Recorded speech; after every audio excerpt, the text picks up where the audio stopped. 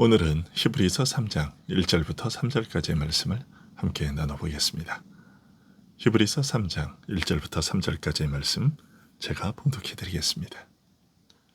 그러므로 함께 하늘의 부르심을 받은 거룩한 형제들아, 우리가 믿는 도리의 사도이시며 대제사장이신 예수를 깊이 생각하라.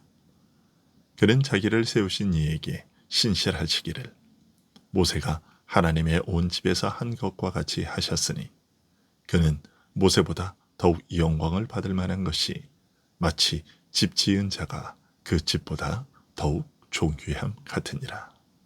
아멘. 예수님께서 죽음의 고난을 받으시고 부활의 영광에 들어가신 이유는 우리 죄인을 거룩하게 하시기 위함입니다. 우리는 그리스도와 연합하여 그의 죽음과 부활에 참여함으로써 새 사람이 되는 중생의 변화를 겪게 되며 이런 영적 출생으로 말미암아 예수님과 우리 사이에는 형제 관계가 성립됩니다.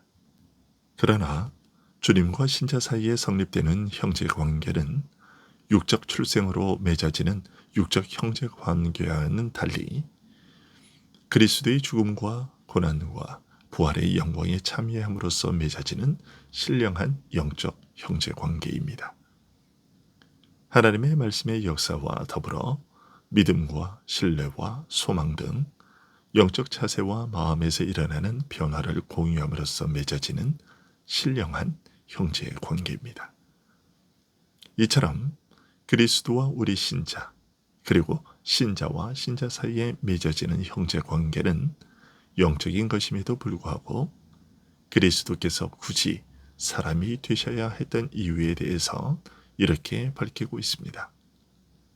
그 이유는 자신의 죽음으로써 죽음의 권세를 가진 사단을 무력하기 위해서이고, 그리하여 평생 사는 동안 죽음의 공포로 말미암아 종노릇하는 데서 건져내기 위해서입니다. 자신의 죽음으로 죄를 대속하시고 죽음의 권세의 근거를 제거하시고 이로써 죽음의 권세를 가진 사탄을 또한 무력하게 하기 위해서 사람이 되시는 것이 필요했습니다. 이는 실로 천사들을 붙들어 주려 하심이 아니요 오직 아브라함의 씨를 붙들어 주려 하심이라. 그러므로 저가 범사에 형제들과 같이 되심이 마땅하도다 라고 말하고 있습니다. 즉 혈과 육이 없는 하늘의 천사들을 붙들어 주기 위해서였다면 굳이 혈과 육, 곧 인성을 지닌 사람이 되실 필요가 없으셨겠지만 혈과 육을 가진 사람을 붙들어 주고자 하셨기 때문에 그리스도께서 사람이 되셨다는 것입니다. 하나님의 고귀한 형상으로 지음받았지만 범죄하여 죽음의 형벌을 받게 된 인간 중에서 택하여 구원하기로 정하신 자들을 붙들어 주고자 하셨기에 저들의 죄를 대신 지시고 저들을 위해 생명의 길을 여시는 역할을 감당하기 위해서는 모든 면에서 그들과 같이 되셔야 했다는 것입니다. 아브라함의 약속을 이루실 씨로서 그로 말미암아 아브라함의 약속을 받아 누리게 될 씨들과 모든 면에서 같이 되심이, 즉 완전한 인성을 취하여서 참 사람이 되시는 일이 필요했던 것입니다. 또한 이는 하나님의 일에 자비하고 충성된 대제사장이 되어 백성의 죄를 구속하려 하심이라. 자기가 시험을 받아 고난을 당하셨은즉 시험받는 자들을 능히 도우시느니라 라고 말합니다.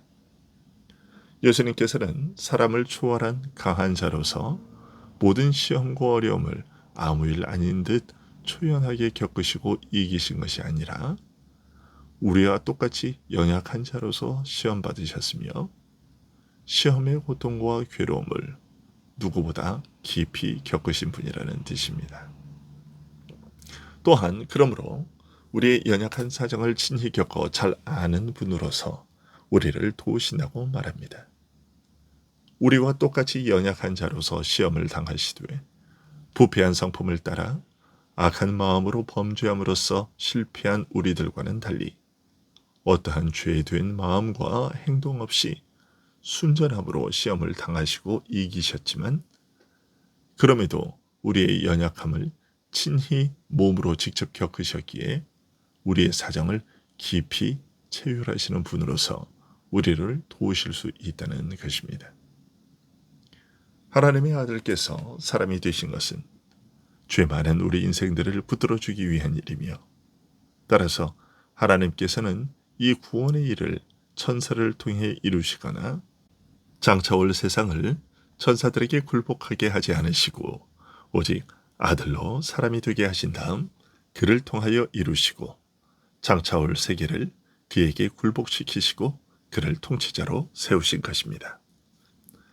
하나님께서 아들로 사람이 되게 하시고 죽음의 고난을 받게 하시고 부활의 영광에 들어가게 하시고 그로 만유를 다스릴 왕으로 세우신 일 안에 담긴 이처럼 깊고 풍성한 내용과 뜻에 감격하여 오늘 본문 1절은 이렇게 부르짖고 있습니다. 그러므로 함께 하늘의 부르심을 받은 거룩한 형제들아, 우리가 믿는 도리의 사도이시며 대제사장이신 예수를 깊이 생각하라. 먼저 믿는 자들을 향해 함께 하늘의 부르심을 입은 거룩한 형제들이라고 부르고 있습니다. 우리를 가리켜 하늘의 부르심을 입은 자들이라고 말합니다.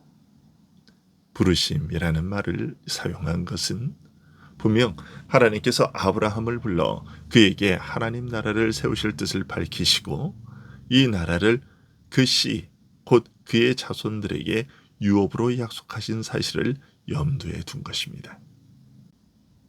이 부르심을 가리켜 하늘의 부르심이라고 한 것은 비록 땅 위의 인생을 부르시고 그의 나라를 약속하신 일이지만 이 부르심은 땅에 속한 부르심, 곧 땅의 육적 조건에 따르거나 좌우되는 부르심이 아니라 오직 하늘의 하나님으로부터 말미암는 부르심, 곧 이 땅의 모든 것을 초월하는 신령한 부르심이며 이 부르심을 입은 자에게 약속된 그 나라도 땅에 속한 나라가 아니라 하나님께서 친히 세우시되 오직 그의 뜻과 그의 능력으로 세우시는 나라임을 깨우치기 위해서라고 할 수 있습니다. 이런 부르심을 입은 자들을 가리켜 거룩한 형제들이라고 부른 것은 하늘의 부르심으로 부르시고 이 땅에 속하지 않은 하나님 나라를 유업으로 얻게 하신 그 은혜는 죄 많은 자를 불러 거룩한 백성과 나라로 삼으시는 은혜라는 사실을 알리기 위해서입니다. 죄 많은 자를 불러 그 죄를 사하시고 거룩한 자로 변하게 하시는 은혜라는 것을 알리기 위한 것입니다. 그래서 바울 사도는 고린도 교회에게 쓴 편지 서두에서 말하기를 고린도에 있는 하나님의 교회 곧 그리스도 예수 안에서 거룩하여지고 성도라 부르심을 입은 자들에게 라고 부르고 있는 것입니다.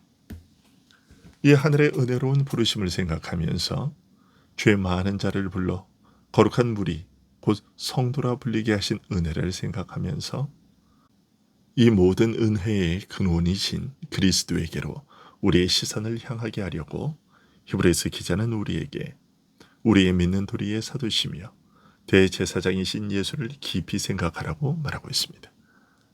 이처럼 은혜로운 복음을 위해 하나님의 보냄을 받은 사도이시며 친히 자신을 제물로 드려 이 은혜를 이루신 대제사장이신 그리스도에게 우리의 온 마음과 시선을 향하게 하고자 합니다. 그리고 그 안에 감추어진 지혜와 지식의 모든 보화를 발견하여 깨닫게 하고자 그리스도를 깊이 생각하라고 외치고 있는 것입니다. 이 말씀에 따라 그리스도를 깊이 생각하는 자들이 될 수 있기를 바랍니다. 기도하겠습니다.